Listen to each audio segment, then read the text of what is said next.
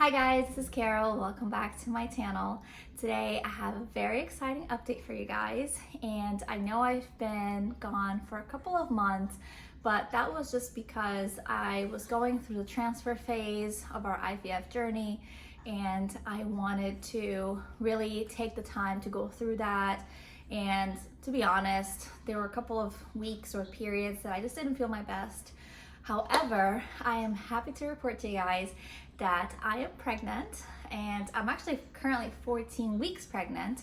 That sort of speaks to the amount of time I've been gone. And so I wanted to do this update video to share with you guys this awesome news, and to also share a little bit about what happened in the past 2 months or so, because unfortunately our first transfer was not successful. So I wanted to very much wait to go through that and have more certainty that things would work out. And so now that I'm out of the first trimester, I felt comfortable enough to come on here and actually share, what went on in the last few weeks. So in my last video, I shared that we were very much ready to start the transfer process. We had done our retrievals, we had our embryos ready to go, and so it was just very much a question of what's next.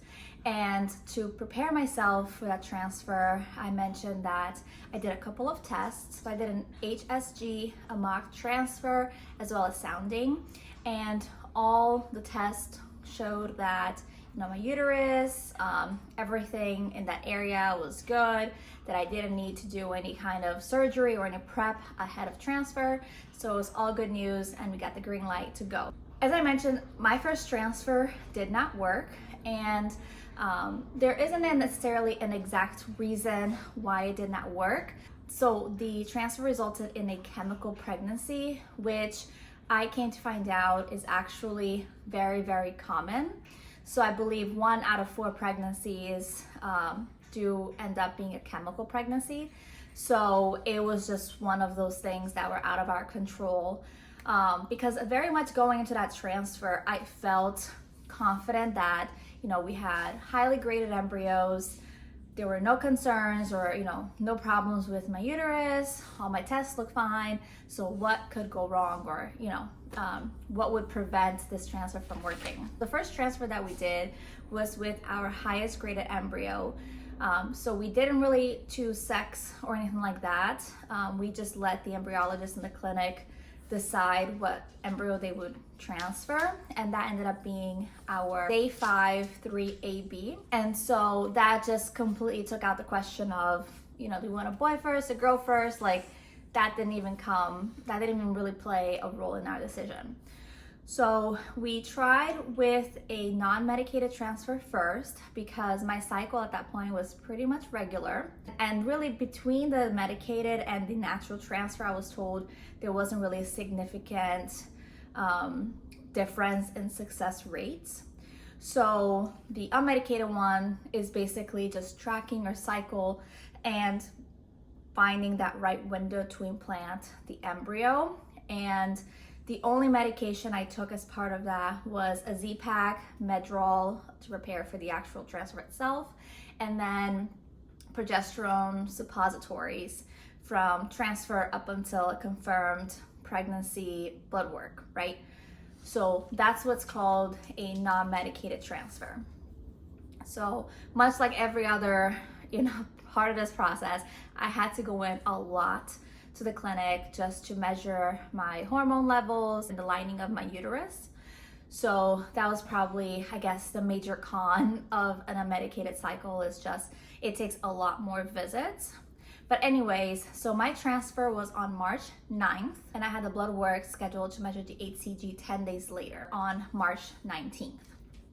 So in between that time, I very much was taking pregnancy tests, because I'm not the type of person that can wait. And so as soon as I think day 3 or 4, I started testing, and I was using the first response test, which I heard online is the most sensitive one to HCG levels.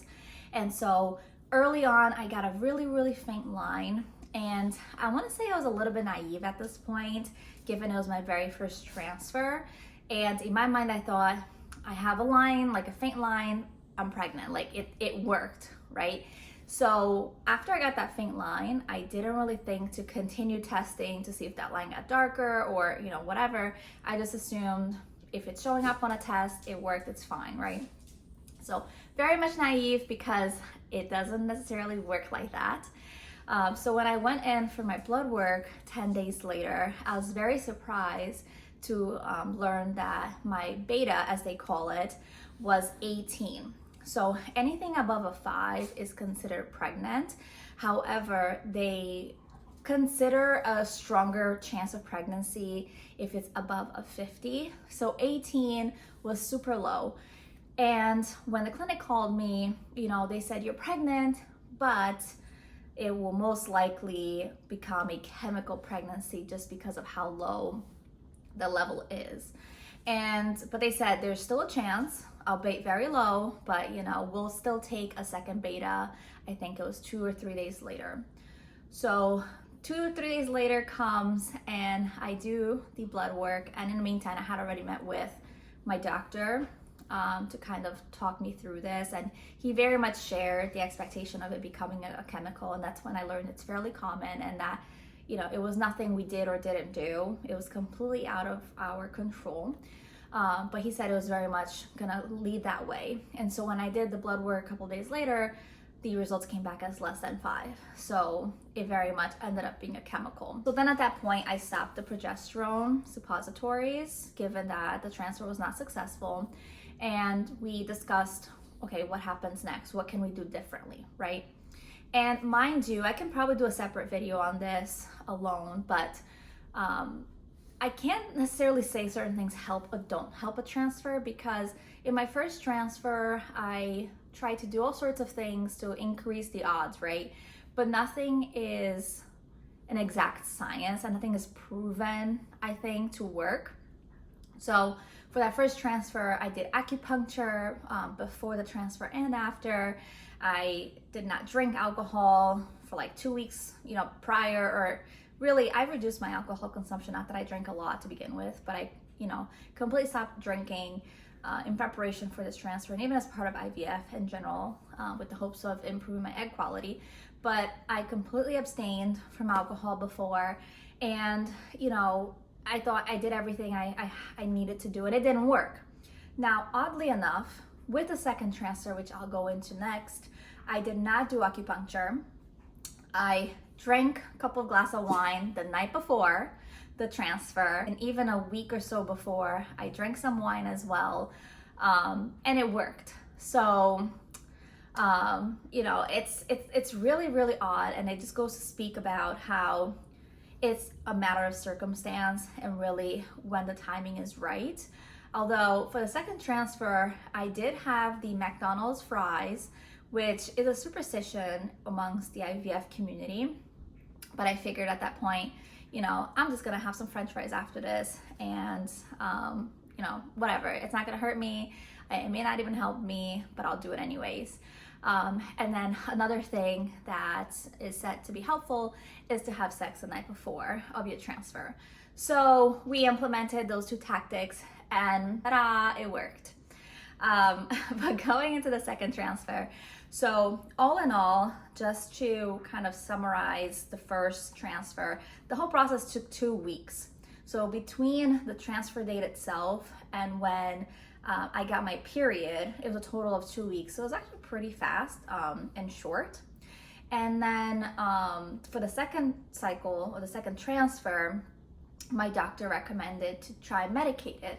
And that was purely just for the sake of trying something new. He again explained that there's no significant difference between one versus the other, but if there's nothing else we can really do, we might as well say we did something, you know, different. So my second transfer was medicated. And what that basically meant was that before the transfer, I started estrogen patches and also progesterone and oil shots.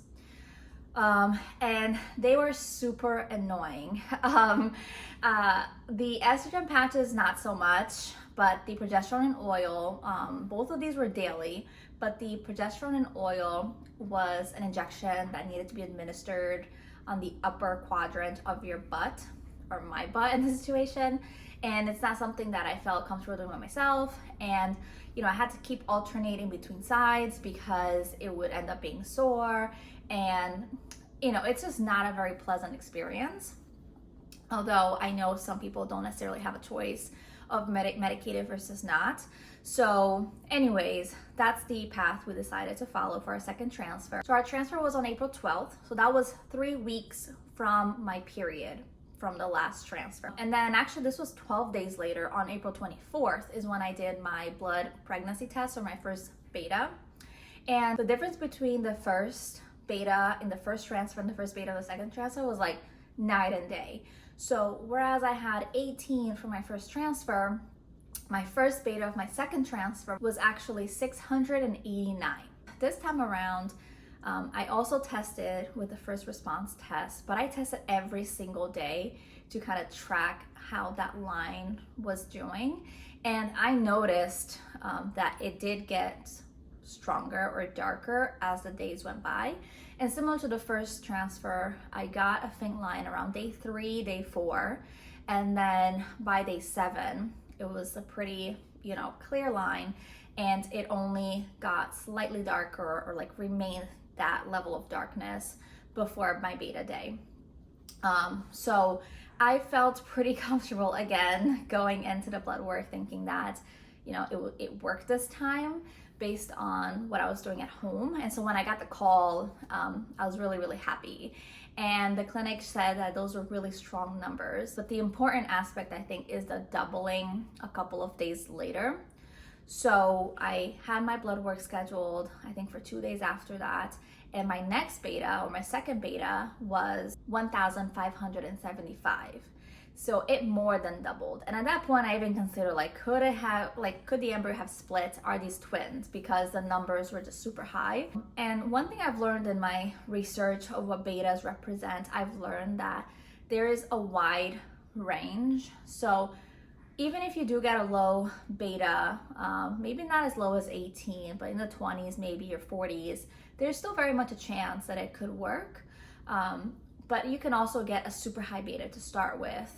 And it could like double, or it could not necessarily double, but still be heading in the right direction. So it's not a very clear cut, you know, number that you're looking for.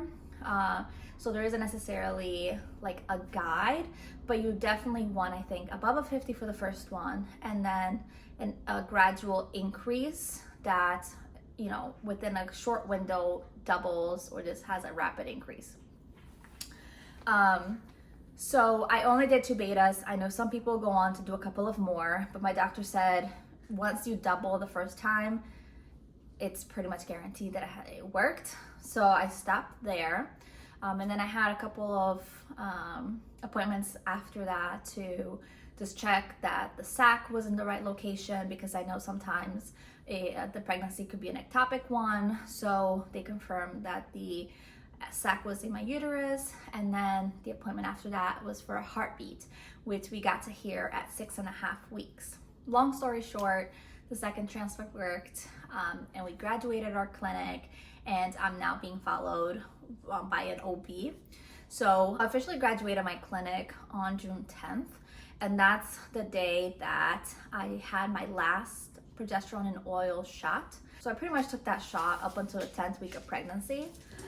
So it's not something that, you know, you stop when you are confirmed pregnant via blood work. You do have to keep it going. So it's something to keep in mind if you are considering medicated transfer, that the medications do go on for several weeks, and it's uncomfortable, but not the end of the world. So that's where we are. Baby looks good. He or she, because we don't know the gender yet, is measuring, I guess, according to where I am, and our due date is actually at the end of the year, so December 29th. And I think we're pretty much done from an IVF perspective at this time.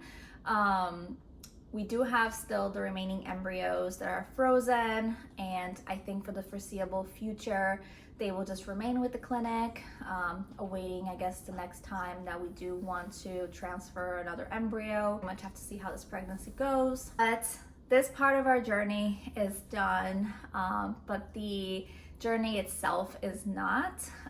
As we get into this pregnancy, there's another component of my health that I'm gonna share with you guys probably in the next update, but just how I'm dealing with that during these next couple of months. And it may help a specific group of people who also kind of, you know, have this condition, but that update is for another video. But as always, thank you so much for watching. Until next time, bye.